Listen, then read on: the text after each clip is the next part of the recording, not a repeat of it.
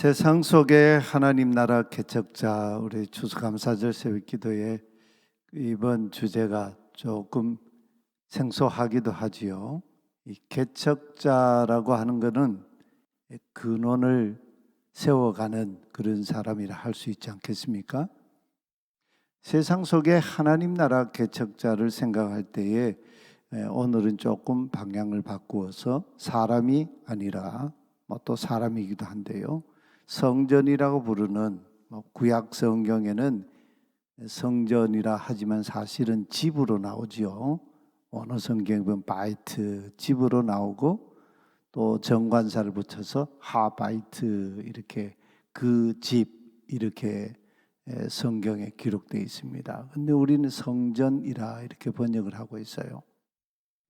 이 집에 대해서 좀 우리 함께 새로운 예수님의 관점에서 말씀을 묵상해 보려고 합니다. 오늘 본문은 예수님 공생의 마지막 주간, 고난 주간이지요. 십자가의 죽음 이틀 앞둔 그런 화요일이라고 볼 수 있습니다. 그날에 성전에 계시다가 성전을 떠나시는 이 장면으로부터 시작이 되고 있습니다. 한번 성전 그림을 보실까요? 익숙한 성전 그림인데 저게 그냥 보통 성전이 아니에요. 엄청난 성전인데 이 성전 원래 이제 성전 본 건물은 여기에 이렇게 있죠. 있고 예수님이 그날 이쪽이 이제 솔로몬 행각들이 쭉 있는데 여기 솔로몬 행각들이 쭉 있는데 여기 어디쯤 해서 여기 사람들이 모인 이 자리에서 예수님이 하루 종일 바리새인 서기관들 또 성전이 맡은 성전 당국자들 대제사장들 이런 장로들 이런 사람들과 논쟁을 하고 마지막 이 성전에서 예수님이 그 성전의 주인 되심을 선포하는 그런 날입니다. 그런데 예수님께서 이 성전에서 이제 가르치시고 성전을 나가셨다. 여기 성전 이쪽이 이제 그 감람산이 있어요. 여기 이제 밑에 기드론 시내가가 이렇게 있고 성전에서 아마 예수님이 이렇게 훌다 게이트로 나오셔가지고 이쪽으로 해서 여기 보면 이제 이 성전 그 들어오는 황금 게이트가 이 부근에 있습니다. 아마 그쪽으로 예수님이 이렇게 나가셨지 않을까 생각합니다. 여기 성전에서 나가시다 이렇게 말하고 이 말씀은 이 분위기가 그냥 여상한 그런 분위기가 아니에요. 하루 종일 성전에서 성전의 주인이신 예수님이 치열하게 하나님 말씀을 가지고 이 성전 사람들 또 성전에 모인 사람들에게 유월절을 지키기 위해서 모인 사람들에게 말씀하시고 이제 성전을 나가십니다. 여기 성전에서라고 할 때 전치사가 아주 중요한 전치사가 나오는데 성전 안에서 성전 밖으로 하는 엑스라는 전치사가 나와요. 그리고 나가셨다는 이 동사도 그냥 보통 동사가 아니에요. 성전 안에서부터 나가셨다. 에크포리오라고 하는 동사인데 이거는 그냥 예수님이 그냥 성전 나가셨다는 얘기가 아니고 마음에 굳은 결심을 하시고 조금 심한 말로 하면 작심을 하시고 성전을 이제는 더 이상 이 성전에 내가 오지 않으리라 그런 마음으로 성전을 떠나오시는 여기 그러니까 이 동사에도 에크라고 하는 전치사가 앞에 접두어로 붙어 있어요. 나가고 나간다. 강조어법에 그런 이 문장을 지금 쓰고 있어요. 예수님이 성전을 완전히 결별하시듯이 나오시는 그런 모습. 그러면서 마태복음에 보면은 그 과정에서 예수님이 우시는 과정이 나오죠. 예루살렘아, 예루살렘아. 예수님이 단식하시죠. 통곡을 하셔요. 그러시면서 예수님이 나오시는데 이 모습은 이 바벨론 포로 시대에 에스겔 10장에 보면은 솔로몬 성전 지성소에 그룹들, 그 지성소 그룹들 가운데 계시던 하나님의 그 영광이 성전 집을 떠나가지고 문지방을 떠나서 그룹들 위에 이렇게 머무르시다가 마침내 성전으로 들어가는 그 동문을 이렇게 거기로 빠져나오시더니 동쪽으로 멀리 가시는 하나님의 그 모습이 에스겔 10장에 등장합니다. 솔로몬 성전 건축한 이후에 하나님이 언약하시죠. 내가 이 성전에 너희들과 약조하고 여기 머무르겠다. 그러시던 하나님이 그 성전을 떠나 버리셔요. 그래서 멀리 동쪽으로 가신, 동쪽이 어디입니까? 유다 백성들이 포로로 잡혀가는 바벨론이 있는 땅이죠. 예수님이 성전을 떠나서 바벨론 동쪽으로 가세요. 하나님이요. 그런 이 하나님의 모습과 지금 예루살렘 성전을 떠나시는 이 모습이 신구약의 이 사건이 딱 마주치는 그런 상황이에요.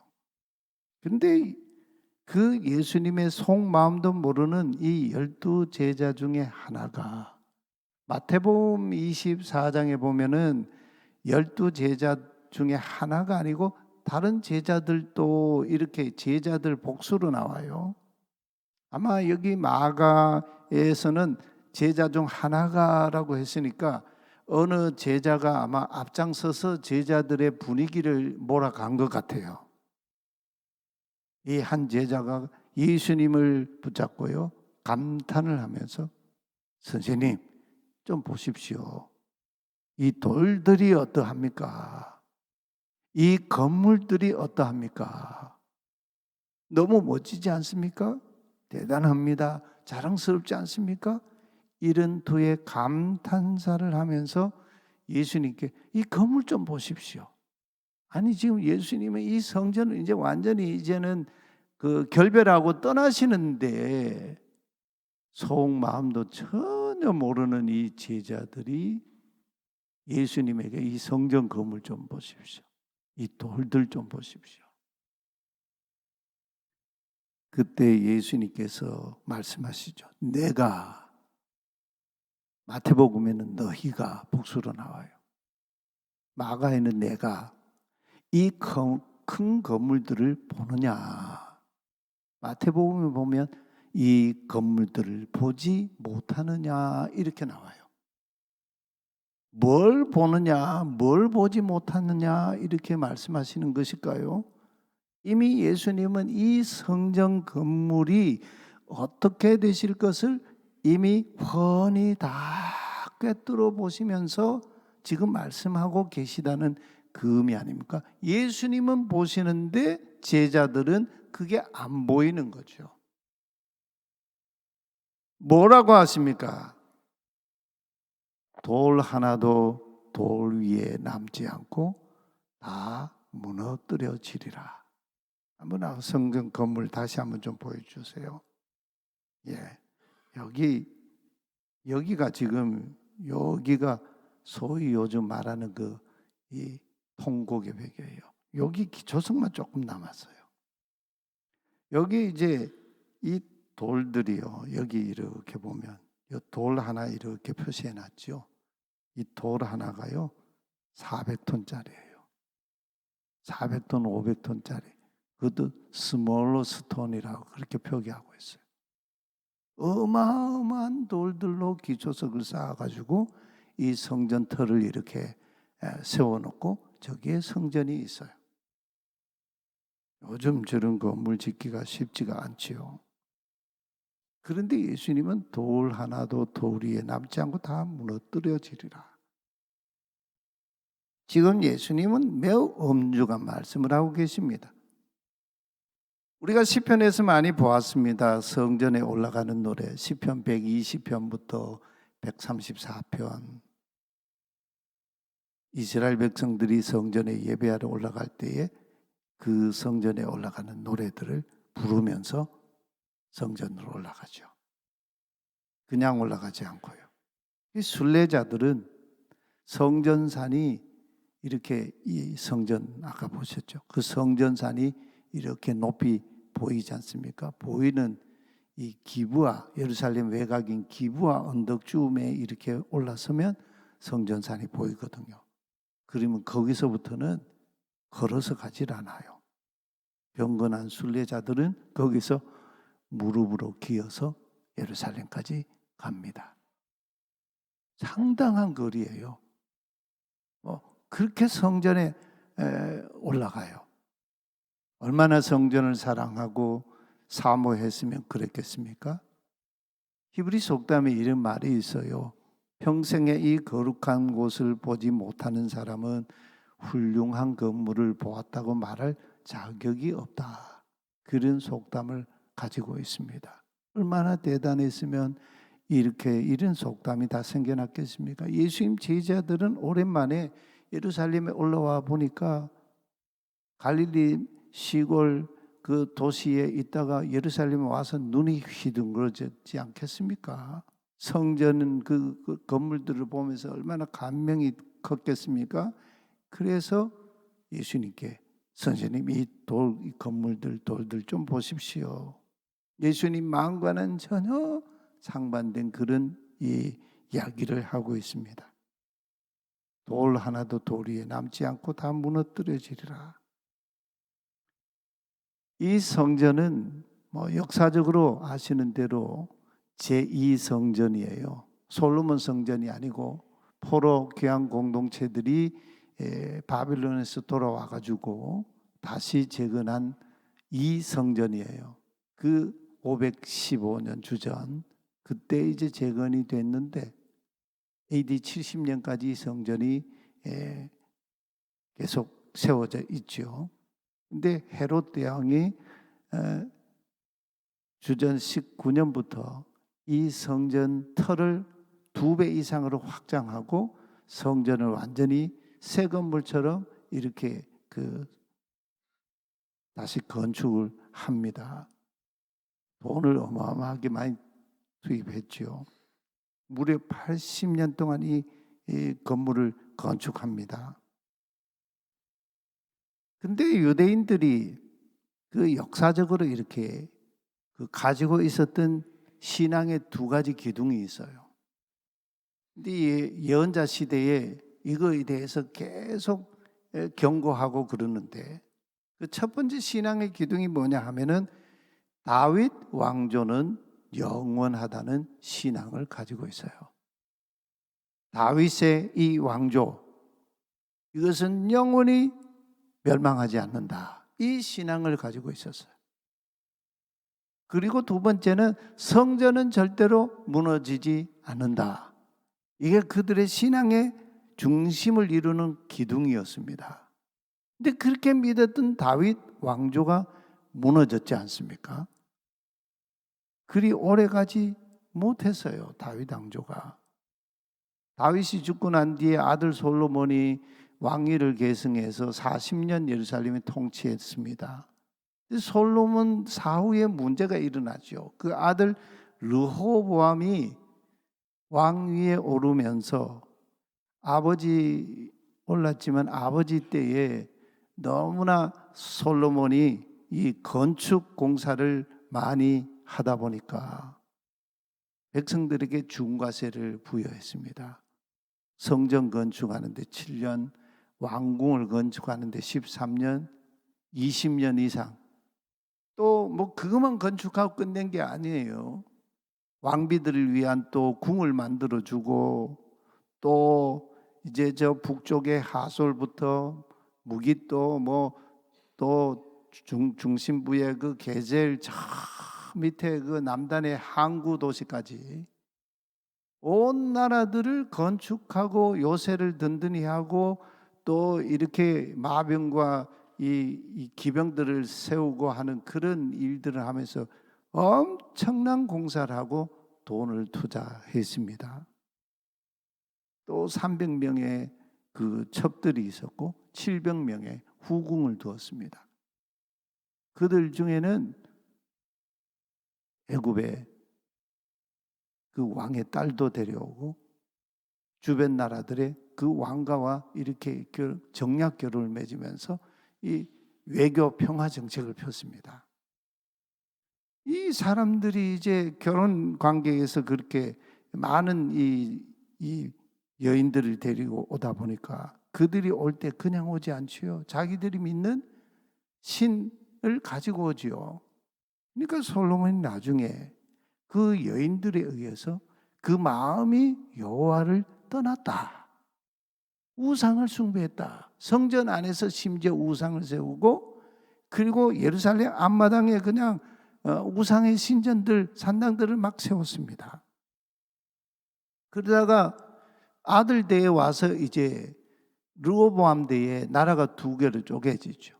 북쪽 이스라엘과 남쪽 유다라고 하는 이 분열 왕조가 되는데 북쪽 이스라엘은 결국 722년에 아수르 제국에 완전히 망합니다. 그보다 한 약 140년 뒤에 남쪽 유다도 586년에 바벨론 제국이 완전히 망하죠. 그러니까 다윗 왕조는 망하지 않는다는 이 신앙이 무너져 버린 거예요. 나라가 망할 때 나라만 망한 게 아니고 예루살렘 솔로몬 성전도 불타고 완전히 그냥 폐허가 됐습니다. 신앙의 기둥이 다 무너진 거죠.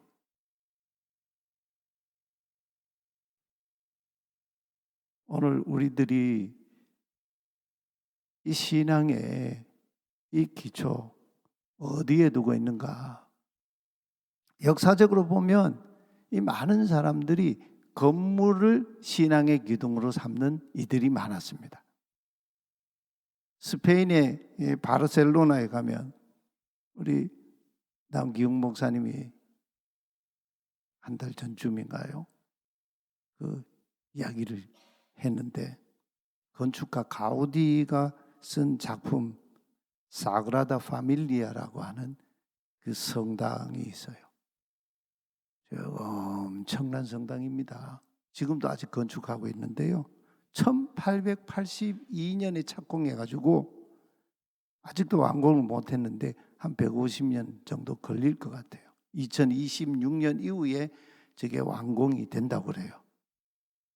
150년 동안 저거 지어가 저기서 얼마만큼 예배가 하나님 기뻐하신 예배가 드려질까? 이미 관광 명소가 됐지요. 우리는 세상 속에서 하나님을 예배하는 성전, 광야 시대는 회막, 이동식 회막이 있었고, 그리고 솔로몬 대에 와서 붙박이 성전 건물이 있었고, 포로 귀환들이 와서 이제 또 제2성전을 건축했고, 그러면서 AD 70년까지 성전 시대가 이렇게 쭉 이어져 왔습니다. 어떻게 보면 성전을 건축한 자들과 그 성전에서 수많은 세월 예배해 온 자들은 그들은 세상 속에 하나님 나라 개척자들이었다고 볼 수 있어요. 그러나 그 성전, 집, 건물을 건축해 놓았다고 그것이 영원히 하나님의 집이 되는 게 아니죠. 그 성전에서 예배하고 희생제사를 드렸다고 해서 하나님이 다 받으신 것이 아니죠. 이사야 예언자는 유다가 망하기 전 150여 년 전부터 막 외쳤죠. 너희가 성전에 제물을 드리러 이렇게 막 오는데 내 마당만 밟을 뿐이니라. 구약 성경의 맨 마지막 책인 말라기 예언자는 눈먼 것, 저는 것, 병든 것 이런 것으로 하나님께 희생 제물 저 성전에 와서 드렸거든요. 하나님이 기쁘게 받으시지 않고 책망하시는 말씀이 말라기 예언자의 그 마지막 예언 아닙니까? 너희가 내 이름을 위하여 분향하고 제물을 드리지만 야훼의 식탁이 더러워졌다. 내가 너희의 그 제물 경멸할 것이다. 이렇게 말씀하세요. 인류의 첫 예배자로 성경에 등장하는 두 인물이 나오죠. 가인과 아벨. 가인과 아벨 예배 때부터 하나님은 지금까지 참 예배와 거짓 예배를 그 예배하는 한 사람 한 사람과 예배자가 드리는 예물 하나하나에 대해서 구별해 오고 계시는 분이십니다. 이거는 뭐 예외가 아니에요. 가인과 아벨 때부터 오늘 우리가 사는 이 시대까지 하나님은 예배자와 예배자가 드린 예물을 구별하여 오시는 분이다. 우리가 성경에서 창세기에서 보셨듯이 가인과 그가 드린 제물은 야훼께서 거들떠 보지도 않으셨다. 로샤 라고 하는데 하나님이 아예 외면하고 거들떠 보지도 않으셨다는 거예요. 그런데 예배자인 아벨과 아벨이 드리는 그 제물은 하나님이요 눈을 뚫어지게 크게 뜨고 계속 예배하는 그 모든 과정을 응시하여 보셨다. 여러분 창세기 22장에 족장 아브라함이 아들 이삭을 모리아산 아까 그 성전이 세워진 거기 모리아산에 가서 번제로 드리는 이 이야기가 나오잖아요. 근데 나중에 아들 이삭을 제단 위에 올려놓고 칼을 들고 그를 잡아서 피를 흘리고 그 아들을 각을 뜨고 불에 태워서 번제로 하나님께 제사를 드리려고 하는데 하나님이 그 아브라함의 중심을 보시고 막으시죠.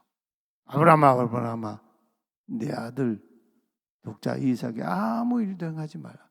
내가 이제야 내가 나를 경외하는 줄 아노라. 그러면서 숯불에 걸린 순양을 이삭을 대신하여 번제물로 드리도록 하셨습니다. 그때 아브라함이 제사를 드리고 나서 하나님 앞에 고백한 신앙이 있죠. 야훼 이르에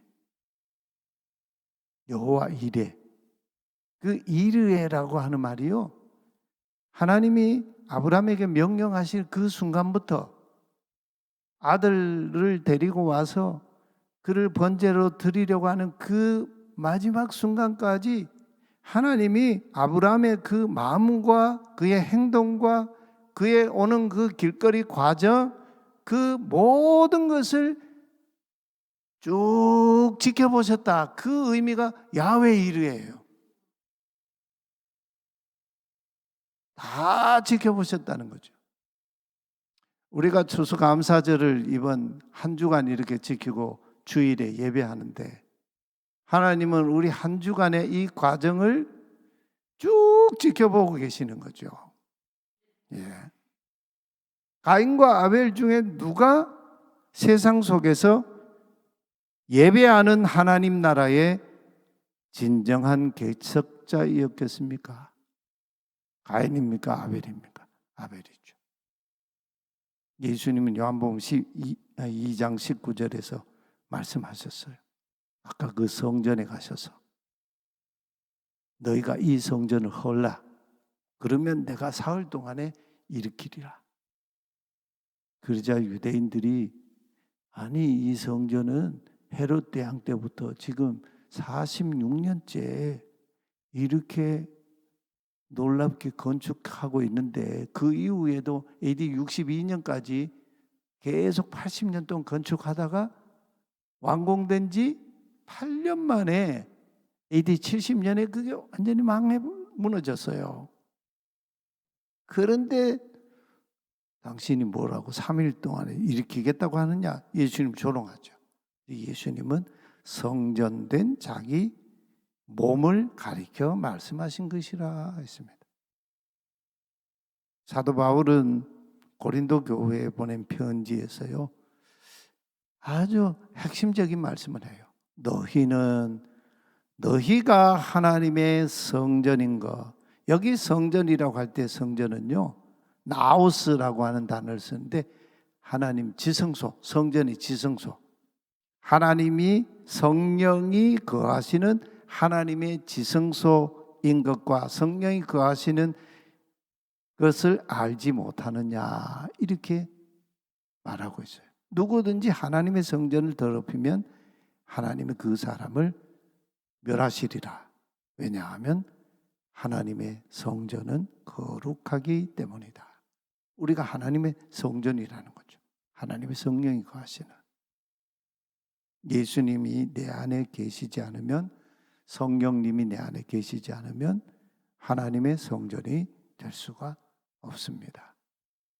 건물 신앙, 이것은 아무 의미가 없는 신앙이죠. 예루살렘 성전이 있던 그 자리, 지금은 이슬람의 회교 사원이 세워져 있습니다. 성전이 있던 지성소 자리, 거기에 지금 회교 사원이 저렇게 떡하니 서 있습니다. 지금 저 자리가 계속 분쟁의, 그러니 충돌의 지점이 되고 있지 않습니까?